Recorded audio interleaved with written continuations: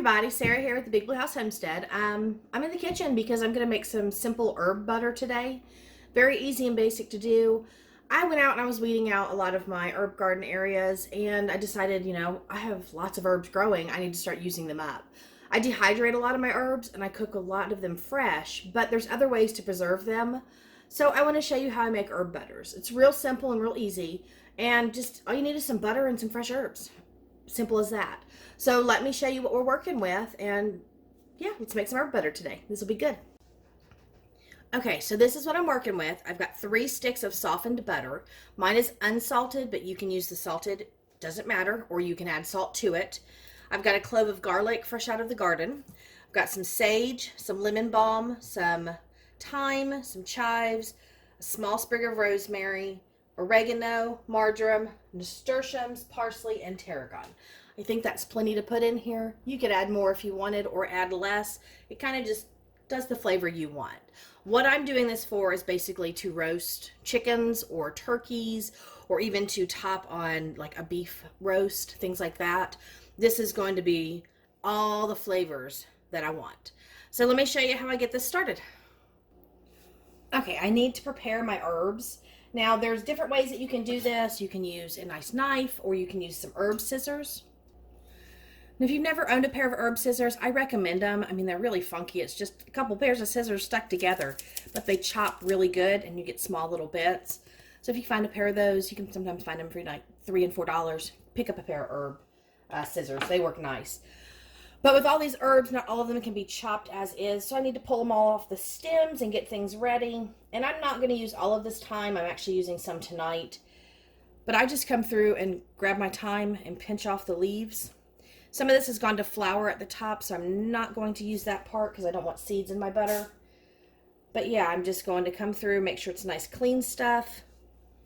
My herbs have been washed because I do recommend washing your herbs. You never know what's crawled on them. And all I'm doing, like I said, is just pulling off the leaves. I don't want the stems and I don't want the flowers. Okay, and you can do this with dried herbs as well. I just recommend letting it sit longer before you store it or put it away, because you really want those milk fats to rehydrate the dried herbs. And that way, you have a soft product and not something that's crunchy and hard. Okay, so I pulled everything off the stems, and that's in this bowl. And then I've got these leaves that need to be chopped down along with the garlic and the chives. I'm not going to show you how to do that. It's your own preference. I'm going to tell you right now the easiest way is to throw it in a food processor. Put it all in there at once, and there you go. But I'm just going to use a knife because that's what I have on hand, because my food processor's dirty. So I'm going to work with the knife. But we're going to get all this chopped down even smaller. You want really tiny fine bits, and then we're going to get that thrown into the butter, and I'll show you the next step. Okay, so I've got all the herbs chopped, and I've kind of mixed them together. That way there's no separation.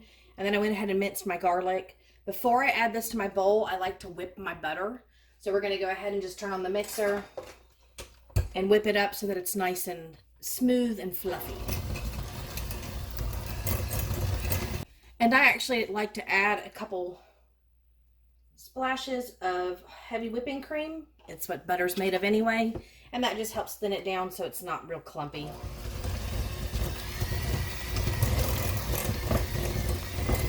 That's more of the consistency that I'm looking for, where it's not stuck inside everything. It's kind of loose and soft. All right, so I've got the butter whipped. I did want to show you guys the herb scissors because, like I said, these are actually really cool if you ever look to get a pair. And all you do is, I didn't cut the chives, is you just take them and start snipping.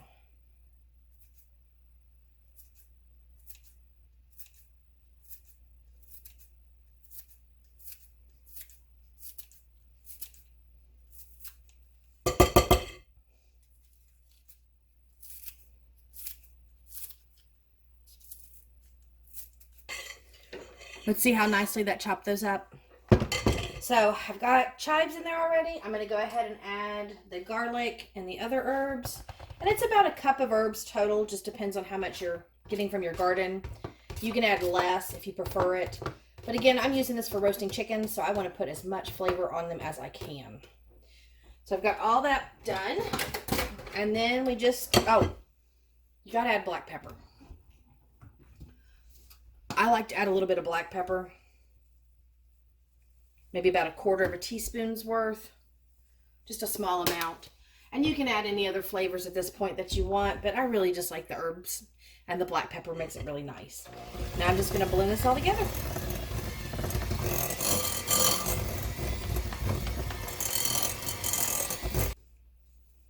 Okay, I want to make sure I scrape off as much of the butter as I can from the actual beaters, because I don't want to waste the butter. And then I'm going to scrape down the sides. I like to let this sit for about 30 minutes before I store it. And that way all the herb oils that have been released from being cut and blended, they'll get into this butter and flavor it up really nicely. Now most people will just store this in their fridge, and that's fine if you plan to use it right away. I get an extra spoon because I put mine in an ice cube tray. And what I'm going to do is I'm going to just scoop out a whole bunch. I don't want to do too much at a time, and I'm just going to scoop it into my little ice cube tray here and press it in. And that is about a tablespoon's worth of butter with the herbs in it. So you're going to get quite a bit out of this. I just freeze it, and then I'll pop them out and put them into a Ziploc bag. Okay, so again, you can store this in the fridge if you want to. It would last about a week in the refrigerator. Just because of the fresh herbs, they'll start to break down. My preference is just to freeze it, because then I can pull it out and just defrost it and use it like a fresh butter immediately. And the herbs don't break down. They don't, go bad, and the butter doesn't go bad or anything like that. But I said before that this is about a tablespoon's worth. I'm actually looking at it, and it might be more like a tablespoon and a half. It's quite a bit of butter here. But it's enough to roast an entire chicken, just a small, 5-pound chicken. If you're doing like a larger bird, or possibly like a roast, you may want 2.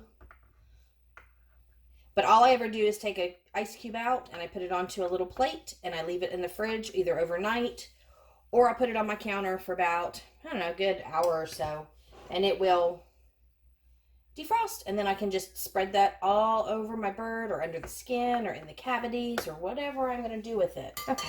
When I get to the end of filling one of these trays, I actually just come through with my little spatula, and we'll just scrape off the top layer a little bit to make sure it's not stuck to the sides. It'll pop off still, but like I said, I just don't like them to stick together. It makes a mess.